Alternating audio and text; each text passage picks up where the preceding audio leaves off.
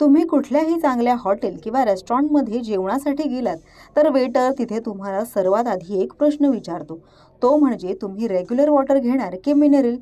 Menu card देण्याच्याही आधी तुम्हाला पाण्याबद्दलचा हा तुमचा चॉईस विचारला जातो. पण आता यापुढे महाराष्ट्रातील कोणत्याही हॉटेलमध्ये तुम्हाला हा प्रश्न विचारला जाणार नाही. त्याचं कारण म्हणजे अन्न व औषध प्रशासन विभागाचे आयुक्त तुकाराम मुंढे यांनी घेतलेला आणखी एक धडाकेबाज निर्णय, ज्यामुळे संपूर्ण राज्यातील हॉटेल चालकांचे धाबे चांगलेच दणाणले आहेत. खरं तर हा निर्णय घेण्यामागे मुंढे यांच्याबरोबर घडलेला एक किस्सा देखील कारणीभूत ठरलाय.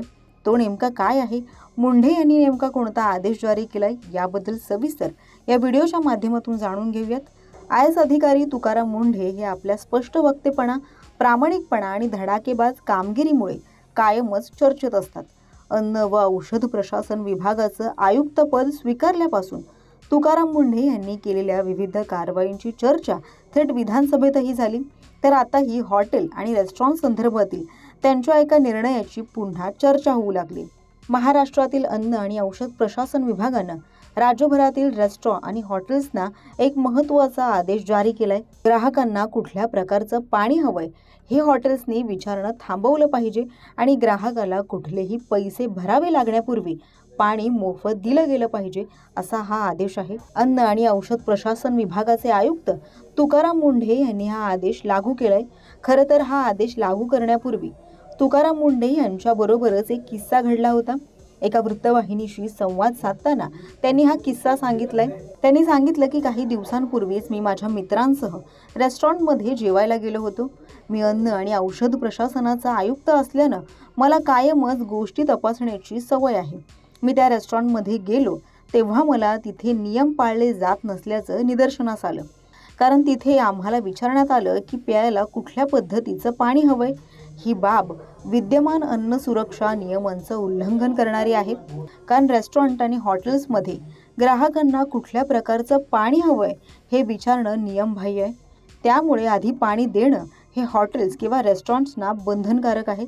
जर बाटलीबंद पाणी हवं असेल तर ग्राहक ते मागेल आणि त्यांना ते दिलं जावं.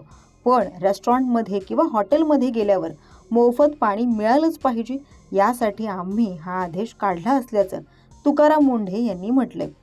दरम्यान जो नवा आदेश लागू करण्यात आला आहे तो 2017च्या नियमांवरच आधारित असल्याचं देखील तुकाराम मुंढे यांनी स्पष्ट केलंय.